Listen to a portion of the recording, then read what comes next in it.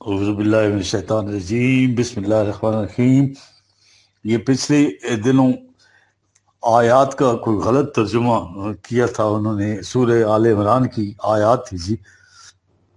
تو اب چونکہ وہ سیاق و سباق نہیں لیتے یہ لوگ، اور نہ قرآن کا اسلوب کا پتہ ہے، ٹھیک، تو وہ جو ہے تو قرآن کیسے سمجھ میں آئے؟ قرآن کی اپنی لغت ہے، تصریف آیات سے کام لینا ہے، پھر یہ دیکھنا ہے کہ جو ہے تو کوہرنس ہے قرآن میں، پچھلی آیت میں کیا ہے اور اگلی آیت میں کیا ہے، تو تب جا کے بات سمجھ میں آتی ہے۔ اب یہ آیات 86 تا 97، یہ جو ہے 12 آیات ہیں، یہ میں تلاوت کروں گا۔ اس میں قرآن نے امت مسلمہ جو موجود ہے، دیکھیے کیسے زوال کے اسباب و علل بتائے ہیں قرآن نے، اور یہیں سے آپ 1400 سال ابھی موجودہ حالت دیکھیں مسلمانوں کی، تو اندازہ ہوتا ہے کہ واقعی یہ کلام الہی ہے، یہ جو ہے کسی سپرا وزڈم کی طرف سے نازل ہوا ہے۔ یہ ہے وہ ثبوت، یہ ہے وہ سنوریم آیاتنا فی الآفاق وفی انفسہم حتی یتبین لہم انہ الحق، یہ قرآن کہہ رہا ہے۔ اب یہ آیت دیکھیں آپ، یہ جو آیت پہلے شروع کر دی انہوں نے نا، آیت 95 سے شروع کی انہوں نے، ٹھیک ہے جی۔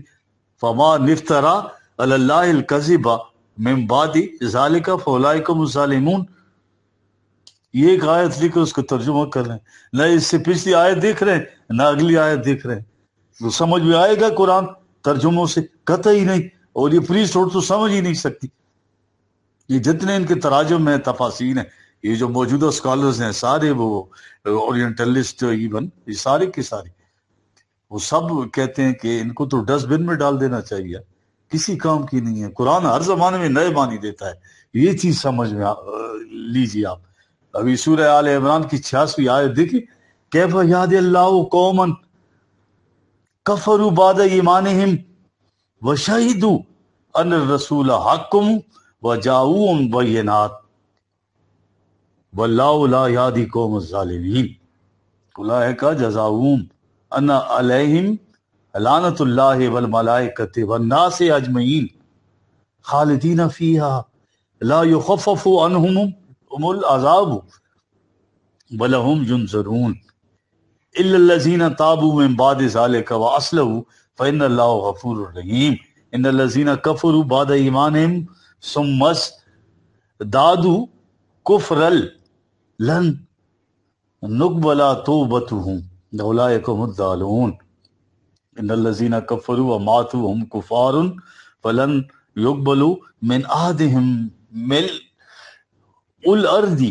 ذَهَبًا وَلَا وَافْتَدَى بِهِ أُولَئِكَ لَهُمْ عَذَابٌ أَلِيمٌ وَمَا لَهُم مِّن نَّاصِرِينَ لَن تَنَالُوا الْبِرَّ حَتَّىٰ تُنفِقُوا مِمَّا تُحِبُّونَ وَمَا تُنفِقُوا مِن شَيْءٍ فَإِنَّ اللَّهَ بِهِ عَلِيمٌ كُلُّ الطَّعَامِ كَانَ حِلًّا لِبَنِي إِسْرَائِيلَ إِلَّا مَا حَرَمَ إِسْرَائِيلُ عَلَىٰ نَفْسِهِ مِن قَبْلِ أَن تُنَزَّلَ التَّوْرَاةُ۔ لکھ رہے ہیں یہ اب کچھ الگ آیت لگتی ہے پچھلی آیت سے، لیکن دیکھیے کتنا ربط ہے قرآن میں ایکسپلین کروں گا یہ آیت کیوں آئی ہے۔ پلیز ٹوٹ کی بات قرآن کر رہا ہے، جزیات میں پڑ گئے وہ۔ کل فاتو بالتوراۃ فاتلوہا ان کنتم صادقین، یہ اب یہ آیت آئی ہے۔ فما نفترا علی اللہ الکذب من بعد ذلک فاولئک هم الظالمون قل صدق اللہ فاتبعوا ملت ابراہیم حنیفا وما کان من المشرکین ان اول بیت وضع للناس للذی ببکۃ مبارکا وہدی للعالمین فیہ آیات بینات مقام ابراہیم ومن دخلہ کان آمنا وللہ علی الناس حج البیت من استطاع الیہ سبیلا ومن کفر فإن اللہ غنی عن العالمین۔ دیکھیے اب یہ آیت دیکھیے، کیف یہدی اللہ قوما کفروا، دیکھ رہے ہیں جی۔ یہ جتنے بھی اورینٹلسٹ ہیں مغرب کے ہیں، ایون جو مسلمان نہیں ہو یار، وہ بھی ان کے سامنے آپ قرآنی دلائل پیش کریں تو وہ سمجھتے ہیں کہ فکری طور پر سمجھ جاتے ہیں کہ بھائی یہ اتنا انسانیت ساز اور بے نظیر ان پیرلل یہ سسٹم دے رہا ہے قرآن، تو وہ سوال کرتے کہ کسی عالم اسلام میں اس وقت کہیں اسٹیبلش ہے یہ 82-86 جو آپ کی اتنی اسٹیٹس ہیں مسلمانوں؟ ہاں ثبوت پیش کر سکتے ہیں مسلمان اس کا؟ تو اس وقت پھر جو ہے تو بغیر اس کے شرمندگی کے جو ہے تو ہم کچھ نہیں جواب دے سکتے جی. ٹھیک ہے، اہم چیز ہے کسی نظام کو نظری طور پر پیش کرنا، دلائل اور براہین سے اس کی صداقت کو ثابت کرنے کی فکری طور پر کوشش کرنا. کس طرح سے ان مشکلات کا حل اپنے اندر رکھتا ہے، ان کے حل میں یہ وہ جنت سے نکالا وہ جو آدم ہے وہ مارے مارے پھر رہا ہے. لیکن اس نظام کو عملاً متشکل کر کے دکھا دینا اور نتائج اس کی صداقت کے بڑے بڑے اور مشہود ثبوت ہو جاتے ہیں محسوس طور پر. حقیقی ثبوت تو یہ ہوتا ہے یار، علاج کے لیے نسخے کا لکھا جانا بھی ضروری ہے، لیکن ایک سمجھدار مریض جو ہے اس نسخے کے اعضاء کو دے کر جو ہے تو اسے استعمال کرتا ہے نا. تو جب استعمال کرتا ہے تو وہ ایمان کہلاتا ہے نا، اس کی صداقت پہ، نسخے پہ، تو شفا ہو جاتی ہے. جس طرح سائنٹسٹ کا ایک فارمولہ نظری طور پر تھیوریٹیکلی بڑے اطمینان بخش ہوتا ہے، وہ اسے ثابت بھی کر سکتا ہے، سمجھا بھی سکتا ہے، لیکن لیبارٹری میں ان پریکٹس لایا جائے، عمل کر کے اسے دکھایا جائے، نتائج سامنے مشہود ہو جائیں جس کا وہ دعویٰ کر رہا ہے، تو کوئی شبہ نہیں رہتا اس میں. یا بنیادی طور پر دلائل و براہین کی روح سے کسی نظریے کا، فارمولے کا، یا کسی بھی اپنا تھیوری کا عملاً اس کو ٹرانسلیٹ کرنے، مشاہدے کے طور پر اس کی صداقت کا ثبوت پہنچانا، یہ چیز اگر مشہود کر دی جائے تو اس کے بعد تو کوئی باقی چیز نہیں رہتی. یہ قرآن بتا رہا ہے، رسول آتا تھا اللہ کے پیغام کو نظری طور پر پہلے پیش کرتا تھا، دلائل و براہین سے سمجھا کر پھر وہ جماعت تیار کرتا تھا جی. ٹھیک ہے، فکر و تدبر، شعور، تعقل، براہین، اس کے بعد رسول اس نظام کو اسٹیبلش کرتا ہے تو اس کی صداقت جو ہے تو مشاہدے میں آ جاتی ہے، بیان ہو جاتی ہے. پھر کیا ہوتا ہے، یدخلون فی دین اللہ افواجا، پھر فوج در فوج لوگ اس نظام میں تیزی سے داخل ہوتی ہیں. یہ ہے نظام خداوندی کا ایک پروگرام رسول نظری طور پر دیتا تھا. دیکھ رہے ہیں اب یہ جو آیت آئی، نو انسانی کے لیے عظیم ترین نظام حیات کو پامال کرنے والی قوم جو ہم ہیں، ہماری زبوں حالی دیکھیں، قرآن فریاد کنا ہے اس پہ یار. امت مسلمہ کی کیفیت قرآن کی زبانی دیکھیے آپ. کہہ رہے ہیں کہ اگر کوئی قوم کسی نظام کو پہلے نظری طور پر سمجھے، پھر نظام متشکل بھی ہو جائے، اس کے بعد تو اس کے نتائج بھی وہ پالے محسوس شکل میں، اس کے بعد وہ قوم جو ہے اس نظام سے انکار کر دے، دوسرا نظام اختیار کر لے. دوسری جگہ ہے کہ وہ ایسے نکل جس طرح سانپ اپنی کیچلی اتار کے نکل جاتا ہے. ٹھیک ہے، اس کے بعد تو اللہ بھی کیف اٹھے یار. کیف یاد اللہ قومن کفروا بعد ایمانہم وشہدوا ان الرسول حق وجاءہم البینات. یہ 86ویں آیت تیسری سورہ کی، یہ لرزہ طاری کر دیتی ہے یار. کہو وہ قوم جس کے سامنے جاؤ بالبینات، یہ قرآن واضح طور پر ایک نظام آ گیا نکلا ہوا. ٹھیک ہے، وَشَهِدُ أَنَّ الرَّسُولَ حَقٌّ، اور وہ مشاہدہ کر لیں اس بات کا کہ رسول جو کچھ کہتا تھا واقعی اس نے جو ہے حق میں حقیقت ثابت تھا، محسوس شکل میں دکھا دیا اس نے. حق کے معنی صداقت ہوتی ہے، ٹروتھ. یہی صرف اس کے معنی نہیں ہے، اس کے معنی عملی شکل اختیار کر کے ٹھوس نتائج سامنے لے آنا. جو حقیقت جب مشہود ہو جائے محسوس طور پر، نظری طور پر نہیں. اور لفظ شہیدو نے بات کی وضاحت کر دی اس کی کہ یہ الگ میننگ رکھتا ہے. دیکھ رہے ہیں اب یہ مولوی حضرات یا یہ پریسٹ ہوتا آپ کا، یہ ایکسپلین کر سکتے ہیں یہ چیزیں. اب کیفا کو دیکھیں، ہاں کیفا کفروا بعد ایمان ہے، اس طرح سے جو قوم ایمان لائی اس کے بعد اس نظام سے پھر جائے. کیفا یاد اللہ، وہ کون سا اور طریقہ ہے جس سے اللہ اس قوم کی کشادگی کی راہ دکھائے. کیفا دیکھ رہے ہیں، یعنی وہ طریق جو حضرت ابراہیم نے کہا تھا اللہ سے، ارینی کیفا تحیی الموتى 2/260. ایمان نہیں رکھتے، کہا ایمان رکھتا ہوں لیکن اطمینان چاہتا ہوں، طریقہ بتایا جائے وہ اس طریقے سے مردہ اقوام زندہ ہوتی. کیفا نے بات واضح کر دی. یعنی طریقے دو ہی تھے، یا تو نظریاتی طور پر دلائل و براہین بلند فکری کی سطح پر پہنچی انسانوں کے لیے، یہ چیز کافی ہوتی، مطمئن ہو جاتی. لیکن وہ جو لوگ جو مکی زندگی میں اگرچہ بڑا لمبا عرصہ تھا لیکن لوگ اس طرح سے اسلام کی طرف آئے، کتنے آئے اتنے لمبے عرصے. اس کے بعد جب اس کا دوسرا وہ شروع ہوا دور، تو اس کے بعد یہی نظام اس کو عملاً متشکل کر کے سامنے لے آئے. 6-7 سال میں دیکھ رہے ہیں وہ ایولیوشن جو ہے ریولوشن میں بدل گیا.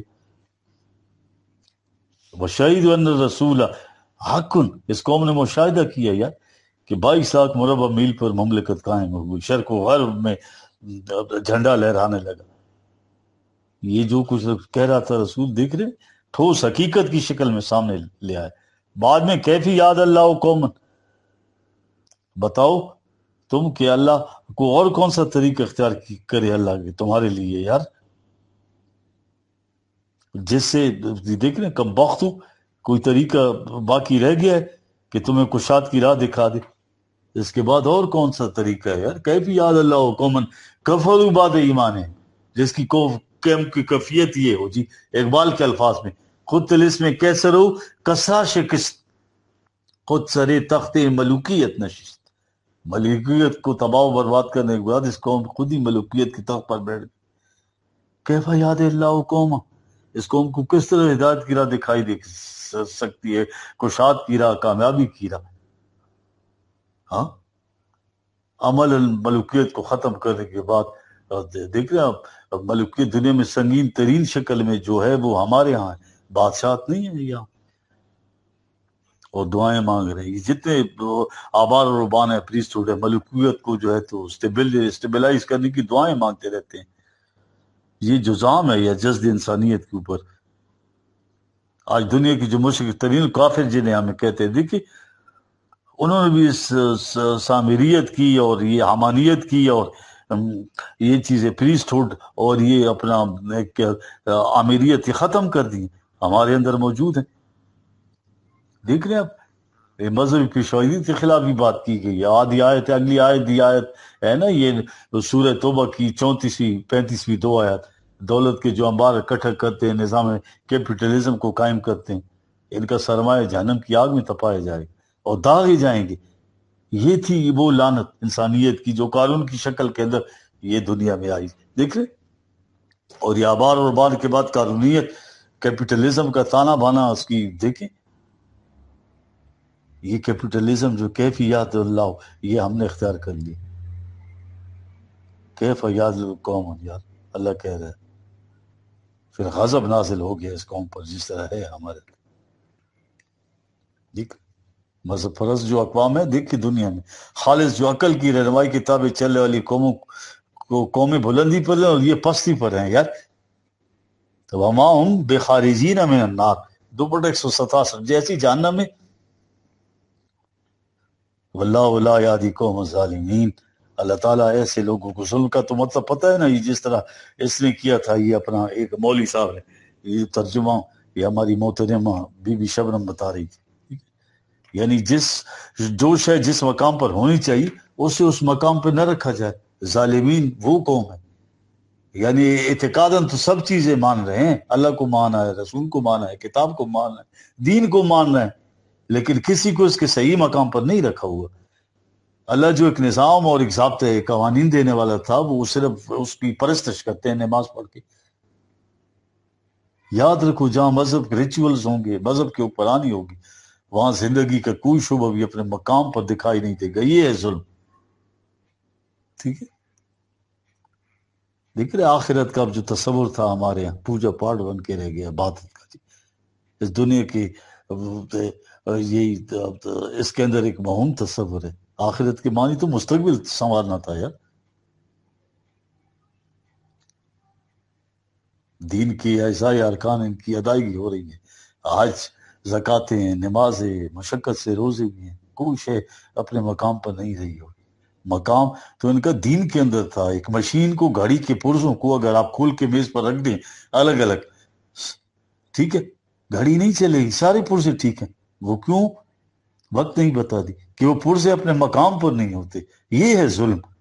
پرزے موجود، قرآن موجود، اس کے ایک ایک حرف میں تبدیلی نہیں، اللہ نے اس کی حفاظت کا ذمہ لیا. قوم موجود، اس زمانے میں تو آج تو 1.5 ارب ہے، اس زمانے تو تھوڑے سے تھے یار، مختصر سے یار.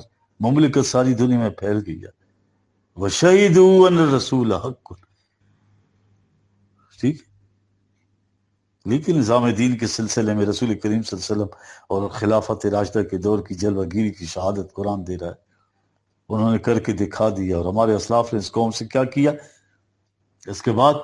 جی ہر خطبے میں یہ بتاتے ہیں، ہر مولوی بتاتا ہے خلافت راشدہ کا ان رسول حق، کہ ہمارے رسول نے عملاً کر کے دکھا دیا تھا محسوس طریقے سے دنیا کے سامنے. دیکھتے ہیں یہ کتنی ستم ظریفی ہے کہ قوم آج تک شہادت دے رہی ہے اس چیز کی کہ واقعی نظام قائم ہوا تھا اور اس نے یہ نتائج پیدا کیے تھے. اس طرح رسول کریم صلی اللہ علیہ وسلم کی حقانیت کی شہادت ہے. یہ ہے کیفیت، یہ ہے قوم الظالمین. یہ سب چیزیں موجود ہیں اس کے پاس، اپنے مقام پر نہیں رکھا ہوا. جو قوم اس طرح سے بینات اپنے پاس رکھتی ہو، اس نظام کے عمل قائم کرنے کے بعد نتائج کی شہادت بھی دے، اور جب نظام باقی نہ رہے یہ دور ملک کے، پھر کتنا ظلم اور اسلام اپنے مقام سے ہٹ گیا. قرآن یہ کہہ رہا ہے کہ جس قوم کی کیفیت ہو جائے، بینات موجود ہوں، رسول کی حقانیت کی شہادت دیتی ہوئی چلی آ رہی ہوں، پھر اس نظام سے انکار کرتے ہوئے عملاً طاغوتی نظام اختیار کرے، کیف یاد اللہ قومن، اس قوم کی کیفیت کیا ہو جاتی ہے؟ اولئک جزاؤہم، یہ قوم ہے جس کی روش جو ہے، دیکھ رہے ہیں عملی نتیجہ. دین کے برعکس مذہبی و قرآن میں حرمہ نصیبی کی کیفیت ہوتی ہے، کنوتیت ہوتی ہے، مایوسی ہوتی ہے. ان علیہم لعنت اللہ والملائکۃ والناس اجمعین. 87 لعنت کے معنی یعنی کہ محروم ہو جانا خوشگواریوں سے، حرمہ نصیبی ہو جانا، دور ہو جانا. جس قوم کی کیفیت یہ ہو کہ ملائکہ یعنی یہ فطرت کے جتنی بھی نیچرل فورسز ہیں ان کے فوائد، یہ تو وہ اس پہ بلیو ہی نہیں کرتے، لہٰذا وہ کنکر ہی نہیں کیا تو ان کے فوائد سے دور ہو گئے. فطرت کی قوتوں نے جو خوشگواریاں دینی تھی محروم ہو گئے. مذہب کی سطح یہ ہے لعنت اللہ. پہلی چیز اللہ کے نظام میں جو برکات ہے اس کو دینی تھی، لعنت اللہ سے میرا یہ ہے پہلے اپنے آپ کو ان سے محروم کیا. اللہ کے ہاں سے جسے ملعون کہا جاتا ہے دور ہو گئے ان نوازشات سے، ان برکات سے، نتائج سے جو اللہ کے نظام نے پیدا کرنا تھی. لعنت اللہ والملائکۃ، فطرت کی قوتوں سے محروم. اور جتنی یہ مذہب پرست قوم ہے فطرت کی قوتوں مسخر ہی نہیں کرتی. یہ صاحب کے سامنے ہے آپ سے.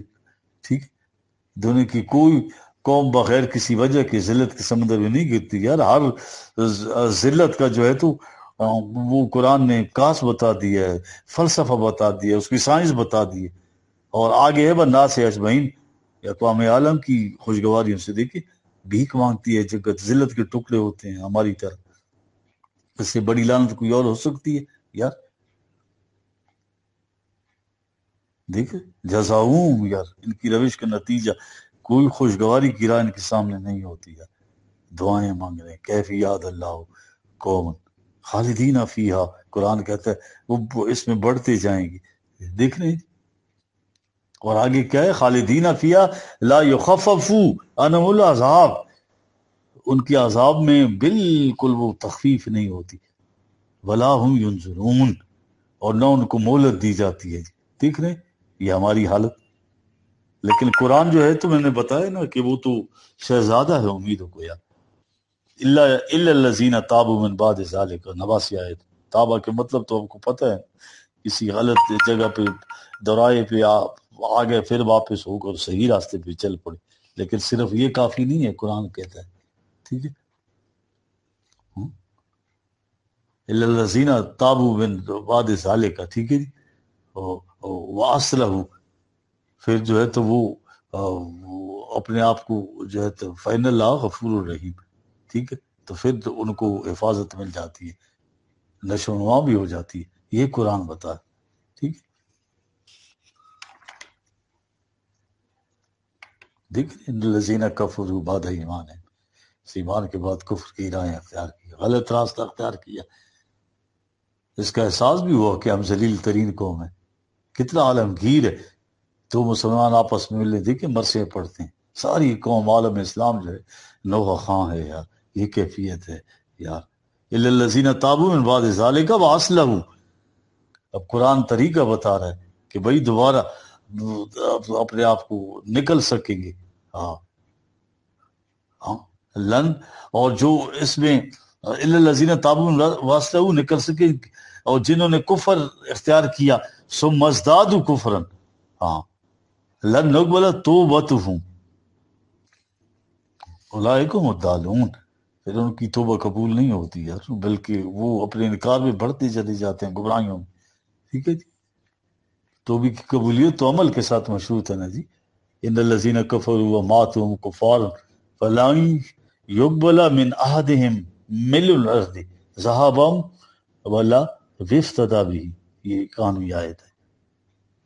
دیکھ رہے قرآن کیا بتا ہے کہ اگر یہ جو ہے زمین کے وزن کا سونا بھی دے دیں اس کے بعد کفارہ نہیں ہو سکتا. توبے کا امکان تو اس وقت ہے جب عمل کی گنجائش ہو نا. اب آخری وقت میں عمل ہی نہیں. جب عمل تو علم انگیز عذاب کی بنیادی وجہ یہ دولت کے ڈھیر کو اپنے یہ قرآن ریزن بتا رہا ہے. اولئک لہم عذاب علیم، علم انگیز آواز، وما لہم من ناصرین، اور کوئی پھر مددگار نہیں ہوتا. کوئی بھی مدد کے لیے نہ چین مدد کرے گا اور نہ امریکہ مدد کرے گا نہ روس کرے گا. وقار اس قوم کا ختم ہو جاتا ہے، عزت نہیں رہتی.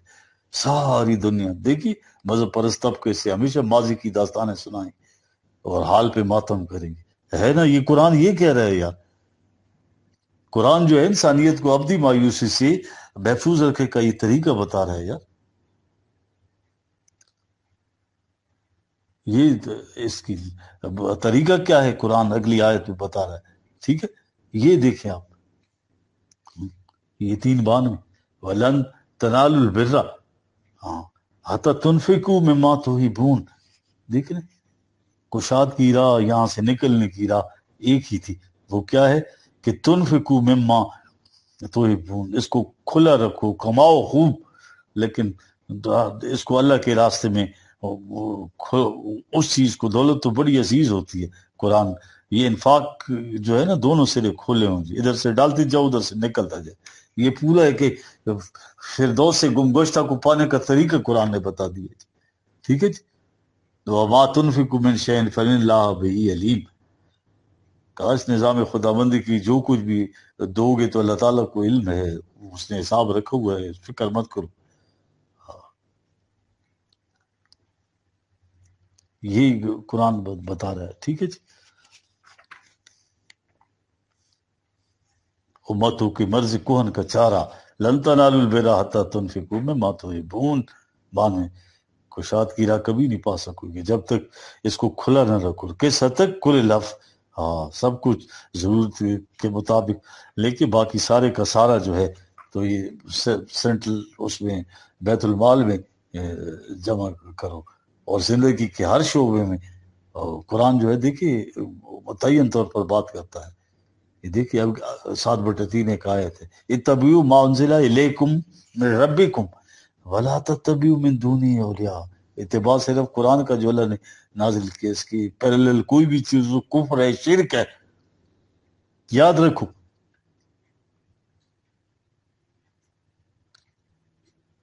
وما تنفقوا من شیء فإن اللہ بہ علیم. ٹھیک ہے یاد رکھیے.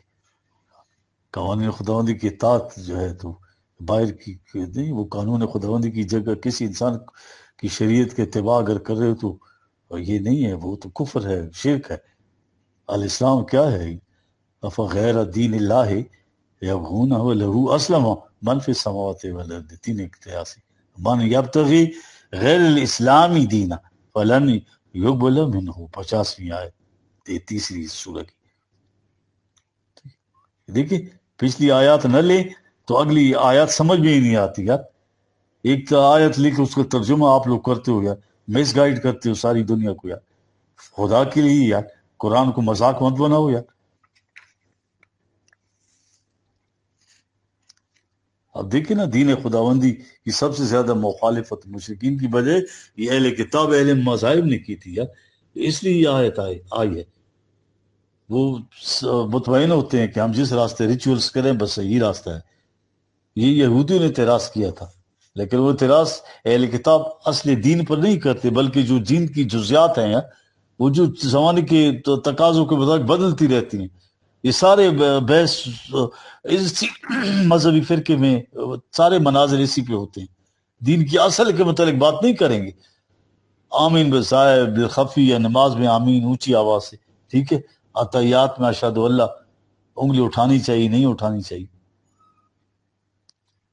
آگے پھر عالم افلاق میں چلے گئے کہ رسول اللہ صلی اللہ علیہ وسلم نور تھے یا بشر تھے. یہ ہیں بحثیں، فلاں چیز حرام ہے حلال ہے، فرشتے بنائے ہوئے، ٹھیک ہے. اصل پہ بیان ہی یہی چیز رسول اکرم صلی اللہ علیہ وسلم کے ساتھ یہ یہودی، یہ بنی اسرائیل اہل کتاب نے کی ہے. رسول اکرم صلی اللہ علیہ وسلم نے دین پیش کیا. اعتراض یہ ہو کہ یہودی کے ساتھ اگر یہ دین اللہ کی طرف سے ہے تو ہمارے ہاں تو یہ اونٹ حرام ہے، آپ اسے کیوں حلال کرا دیتے؟ کوئی اصل اصول جو ہے اس کے اوپر نہیں آ رہے تھے، ان چیزوں پہ آ رہے تھے یار، تاکہ عوام کو جلدی بھڑکایا جا سکے. اصولی چیزوں پہ نہیں آتے، یہ فروئی چیزوں پہ آتے ہیں. دیکھتے ہیں مرنے مارنے پہ تیار ہو جاتے ہیں ہمارے ہاں بھی. تو یہ بنی اسرائیل بھی کہتے تھے کہ اونٹ آپ کے ہاں اونٹ حلال کس طرح سے؟ تو قرآن اس کا جواب دے رہا ہے. اب یہ اس پہ ہی دیکھیے، اب 93 آیت یہ چیز نہیں لیں گے تو کیسے یہ سمجھ میں آئے گی؟ تو یہ بات ایک اکیلی آیت لے کر سیاق و سباب سے ہٹ کر جائے. کل طعام کان حلل لبنی اسرائیل الا ما حرم اسرائیل علی نفسہ من قبل ان تنزل التوراۃ قل فاتوا بالتوراۃ فتلوها ان کنتم صادقین. قرآن نے کہا ان چیزوں کو آج جو ہم نے حلال کرا دیا، جب دین اصلی شکل میں تمہارے پاس موجود تھا اس وقت یہ چیزیں حلال تھی. یہ اونٹ کیوں حرام ہو گیا ہے؟ یہ تو ایک ہسٹوریکل بات ہے کہ یعقوب علیہ السلام کا نے جو ہے کوئی ان کو ناپسند ہوگا تو انہوں نے اونٹ کا گوشت چھوڑ دیا کھانا. تو قوم نے تو جو ہے ہمیشہ کے لیے شریعت بنا لی. ذرا تورات لاؤ نا، یا دیکھو قرآن کہہ رہا ہے تورات تو ابراہیم اور یعقوب کے بعد کی چیز ہے، اس کی ابتدا تو موسیٰ سے ہوتی ہے. یا تو دیکھو گے اس تورات میں اونٹ کو حرام نہیں کرا دیا. انہوں نے اپنی ایک شے کو چھوڑ دیا تھا، تم نے اسے اپنے اوپر حرام کرا دی اور اسے دین کی بنیاد قرار دے رہے.